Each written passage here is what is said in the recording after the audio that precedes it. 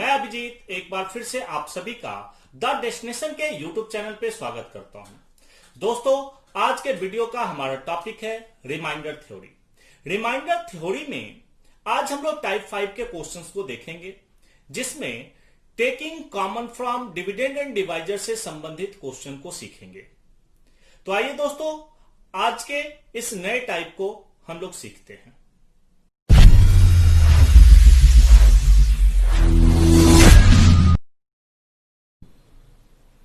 Hello friends, मैं अभिजीत एक बार फिर से आप सभी का आज के क्लास में स्वागत करता हूं। दोस्तों, रिमाइंडर थ्योरम के आज के क्लास में हमारा टॉपिक है taking value common from dividend and divisor. दोस्तों, आज के टॉपिक में आगे बढ़ने से पहले एक बार मैं अपने टीचिंग एक्सपीरियंस आप सभी के साथ शेयर करना चाहूंगा।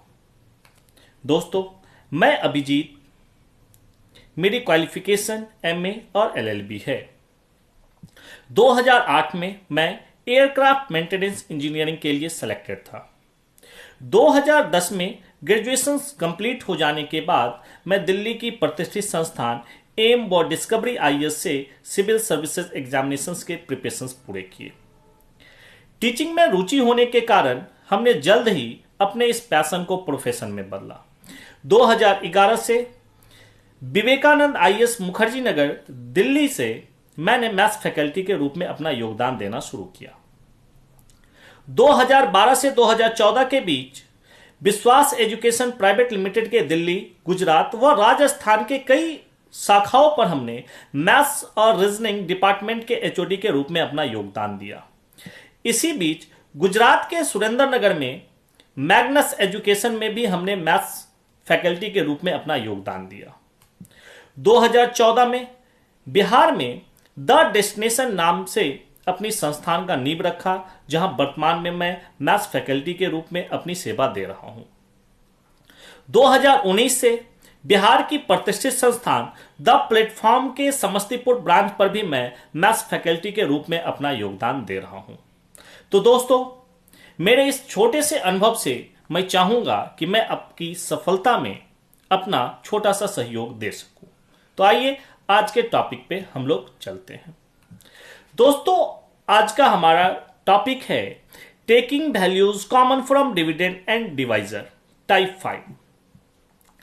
आज के इस क्वेश्चंस को करने से पहले 41 को करने से पहले आज हम आगे के क्वेश्चंस को करेंगे, वहां से समझ के फिर 41 को करेंगे। जैसा कि 42 क्वेश्चन है हमारा 4 to the power 20 divided by 20। दोस्तों, आपने इस टाइप के क्वेश्चन को सिंप्लीफाइंग द डिविडेंड में किया था। सिंप्लीफाइंग द डिविडेंड में हम डिविडेंड को सिंप्लीफाइंग करते थे इस प्रकार से कि हमारा डिविडेंड और डिवाइजर के बीच में संभवतः डिफरेंस 1 का हो, रिमाइंडर 1 का प्राप्त हो। रिमाइंडर 1 प्राप्त होने से क्वेश्चंस कैलकुलेट करने में काफी आसानी होती है। अब दोस्तों, taking common dividend and divisor को आप कैसे समझेंगे उसको मैं समझाता हूं। आप इस क्वेश्चन को भूल करके एक कल्पना कीजिए कि अगर क्वेश्चन ऐसा होता 4 टू द पावर n मतलब कुछ भी पावर डिवाइडेड बाय 5, तो इसके कंपेयर में क्वेश्चन ये काफी आसान होता। चूंकि अगर आप 4 को 20 से भाग देंगे तो यहां पॉजिटिव रिमाइंडर हो या निगेटिव रिमाइंडर हो, आप लेंगे तो वो बहुत बड़ा वैल्यू आएगा। अगर आप 4 भी लेंगे तो फिर भी क्वेश्चन आपका उसी रूप में रह जाएगा। तो दोस्तों, अगर यहां पे 20 के जगह पे अगर हमें ऐसा कुछ वैल्यू होता, 1 के डिफरेंस पे 5 होता या फिर 4 to the power n divided by 3 होता, तो क्वेश्चन हमारा इस रूप के कंपेयर में काफी आसान होता। तो अब सवाल उठता है कि ये 20 होने से क्वेश्चन को कैसे सॉल्व करेंगे। तो अब आप सोचें कि अगर इस 20 को किसी तरीके से 5 या 3 आप बना सकते हैं तो निश्चित रूप से आप क्वेश्चन को आसान कर पाएंगे। अब सवाल उठता है कि इसे 5 कैसे बनाया जाए, कैसे आप 5 बनाएंगे। तो दोस्तों, आप सोचिए, अगर आप यहां से 1 4 कॉमन ले लें तो 1 4 कॉमन लेने से क्या होगा, 5 चौक 20, 20 5 टाइम में कट जाएगा और हमारा जो डिवाइजर होगा वो 5 आ जाएगा। मैं फिर से कह रहा हूं, अगर यहां पे आप 4 एक कॉमन कर ले, यहां से 4 बाहर कर ले, तो 4 से 25 टाइम में तो हमारा डिवाइजर क्या हो जाएगा, 5 हो जाएगा, और फिर हमारा क्वेश्चन काफी आसान हो जाएगा। तो यहां से हम 4 अगर कॉमन कर ले तो 4 यहां 20 बार आ रहा है, क्योंकि 4 पे पावर 20 है दोस्तों। तो 4 पे पावर 20 है, इसमें से एक 4 अगर बाहर कर लेंगे तो 20, 4 में एक 4 बाहर कर लेंगे तो बचा कितना, 19। तो 4 to the power 19 divided by 20, divided by 20। अब यहां से 4 से आप 20 काटेंगे तो क्वेश्चन हो गया आपका 4 to the power 19 divided by 5। अब देखिए दोस्तों, क्वेश्चन आपका आपके अनुसार चेंज हो गया। अब यहां से अब आप भाग देंगे 4 को 5 से, तो निगेटिव रिमाइंडर -1। अब चूंकि 4 पे पावर 19, तो इस -1 में भी पावर क्या होगा, 19 होगा। तो क्या होगा, -1 पे पावर 19 तो -1 ही होगा, क्योंकि 1 पे पावर कुछ भी 1 ही, और माइनस पे पावर ऑड, तो हमारा वैल्यू माइनस में होगा। चूंकि रिमाइंडर माइनस में नहीं लेंगे, इसलिए हमें रिमाइंडर करने के लिए 5 - 1 करना होगा, तो आपका रिमाइंडर हो गया 4। लेकिन दोस्तों, क्या इस प्रश्न का आंसर 4 सही है, आपसे पूछा जाए तो आप क्या कहेंगे, नहीं। आपका ये आंसर 4 सही नहीं है दोस्तों। आपको 20 से भाग करने के लिए कहा गया था, आपने 20 को कन्वर्ट करके 5 कर दिया, और 5 से भाग देकर आपने रिमाइंडर 4 निकाला। तो रिक्वायर्ड रिमाइंडर जो आपके लिए आवश्यक है, वो रिक्वायर्ड आंसर निकालने के लिए आप ध्यान रखेंगे, मैंने इस पे पहले भी चर्चा टाइप 1 में कर रखा है, कि चूंकि आपने ऊपर नीचे 4 से भाग दिया है, तो आप फिर से 4 से यहां पे क्या करेंगे, गुना कर देंगे, तो आपका आंसर हो जाएगा 16। तो रिक्वायर्ड आंसर हो जाएगा 16। तो इस प्रकार से हम क्या करते हैं, डिविडेंड और डिवाइजर से कोई भी पद कॉमन लेकर के सिंपलेस्ट फॉर्म में क्वेश्चन को कन्वर्ट करते हैं, ताकि डिविडेंड और डिवाइजर के बीच डिविडेंड ऐसा हो जाए कि डिवाइजर के मल्टीपल के 1 पे डिफरेंस पे आ जाए। तो 1 के डिफरेंस पे आने पे क्वेश्चन करना काफी हद तक आसान हो जाता है। तो इस प्रकार से आप क्वेश्चन को अच्छे से सॉल्व कर सकते हैं। तो आइए दोस्तों, और भी हम क्वेश्चन को देखते हैं इस पे। जैसे 51 पे पावर 141 डिवाइडेड बाय 12।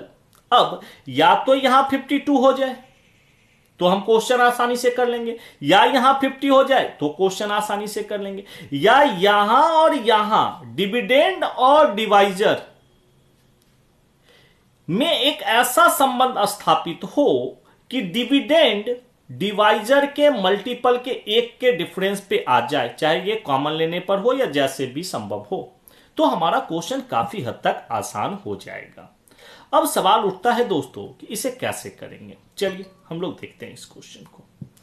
तो अगर हम 51 को 4 से भाग देंगे तो बच्चों 48, 3, तो यहां पे पॉजिटिव रिमाइंडर क्या बचेगा, 3 बचेगा। पॉजिटिव रिमाइंडर 3 बचेगा। चूंकि 51 पे पावर 141, इसलिए 3 पे भी पावर क्या होगा, 141 डिवाइडेड बाई 12। आप इस तरीके से लिख सकते हैं। अब ये क्वेश्चन कन्वर्ट हो गया आपके इस रूप में। अब दोस्तों, अब इस क्वेश्चन में यदि इस 12 के जगह पे 4 हो जाए या फिर 2 हो जाए, तो हमारा क्या होगा, डिविडेंड और डिवाइजर के बीच का 1 का डिफरेंस। तब हम फिर सिंप्लीफाइंग द डिविडेंड के आधार पे क्वेश्चन को इजीली कर सकते हैं। अब इसे 2 या 4 बनाने के लिए आप क्या कर सकते हैं, तो यदि यहां से 1 3 कॉमन ले लिया जाए, तो यहां पे 3 पे पावर 141, तो 141 बार 3 आएगा, तो 1 3 बाहर ले लिया जाए तो बच जाएगा 3 पे पावर 140 डिवाइडेड बाई 12।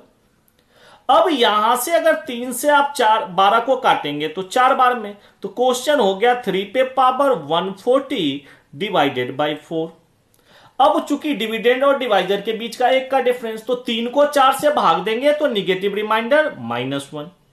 चूंकि 3 पे पावर 140 दोस्तों, इसलिए -1 पे भी पावर 140।